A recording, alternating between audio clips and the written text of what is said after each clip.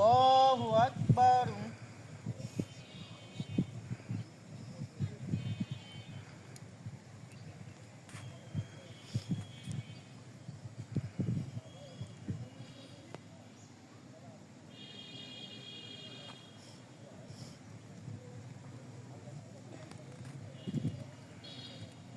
আল্লাহু আকবার।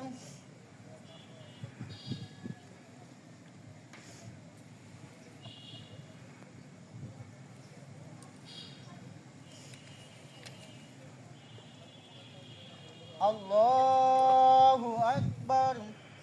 আসসালামু আলাইকুম ওয়া রাহমাতুল্লাহ। আসসালামু আলাইকুম ওয়া রাহমাতুল্লাহ।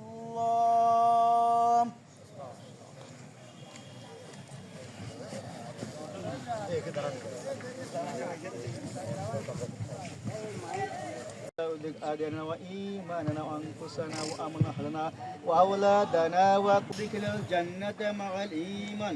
اللهم ثبت لنا مع الإيمان لحينا وميتنا وشاهدنا وغائبنا وصابرنا. বিসমিল্লাহির রহমানির রহিম। আজকে উপস্থিত সকল সংগ্রামী ছাত্র জনতা, তাদের পক্ষ থেকে আজকে আমি নড়াইল 1 আসনের এনসিপির কাণ্ডারি হিসেবে হাদী ভাইয়ের পরে যারা অতর্কিত এবং অযাচিত হামলা করেছেন তাদের দৃষ্টান্তমূলক শাস্তি দাবি করতেছি। আমাদের নড়াইল জেলা এনসিপির পক্ষ থেকে আমি মোহাম্মদ নাজবুল হাসান উজ্জ্বল, নড়াইল জেলা সংগঠক। আপনারা সবাই হাদী ভাইয়ের জন্য দোয়া রাখবেন। আগামীতে এই হাদী ভাইয়ের জন্য প্রতিটা রাজপথে আমরা মিছিল করব এবং তার জন্য দোয়ার ব্যবস্থা করব। নড়াইল 1 আসনের পক্ষ থেকে, বিশেষ করে নড়াইল জেলা এনসিপির পক্ষ থেকে প্রত্যেকটা আমি সংগ্রামী শুভেচ্ছা অভিনন্দন জানাই। প্রত্যেকে আমাদের ছোট ভাই হাদীর জন্য দোয়া রাখবেন। সে আমাদের জুলাই যুদ্ধে বিশেষভাবে অংশগ্রহণ করে এবং তারই নেতৃত্বে আজকে ইনকিলাব মঞ্চের জন্ম হয়। তারই সুবাদে আজকে বাংলাদেশের মানুষ মুক্তির পথ, আলোর পথ খুঁজে পায়। আমরা সবাইকে উদাত্ত আহ্বান রাখব, আপনারা আগামীতে আমাদের হাদী ভাইয়ের জন্য দোয়া রাখবেন। তার বিদায়ী আত্মার জন্য আমরা নড়াইলবাসী দোয়া রাখি, আপনারা দোয়া রাখবেন। আল্লাহ হাফেজ। ইনকিলাব জিন্দাবাদ। বিসমিল্লাহির রহমানির রহিম। আমার প্রিয় এলাকাবাসী, আসসালামু আলাইকুম ওয়া রাহমাতুল্লাহি ওয়া বারাকাতুহু। আপনারা জানেন গত 12 তারিখ ডিসেম্বর মাসের 12 তারিখে সেই ইনকিলাব মঞ্চের মুখপাত্র শরীফ উসমান হাদীকে নির্মমভাবে গুলি করে হত্যা করা হয়।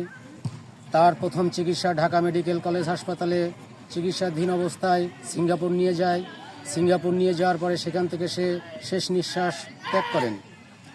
তার উসমান হাদীর উপলক্ষে আমরা আজ 10 নং ভদ্রবিলা ইউনিয়নবাসীর পক্ষ থেকে গাইবি জানাজার নামাজের অনুষ্ঠান করেছি।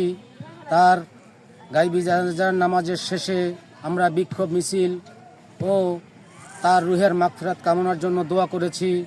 ইনশাল্লাহ আমরা একটু পরেই বিক্ষোভ মিছিল বের করব এবং তার খুনিদের অতি সত্ত্বে শাস্তির দাবিতে ও ফাঁসির দাবিতে আমরা বিক্ষোভ মিছিল বের করব ইনশাল্লাহ, আপনাদের দোয়া থাকলে।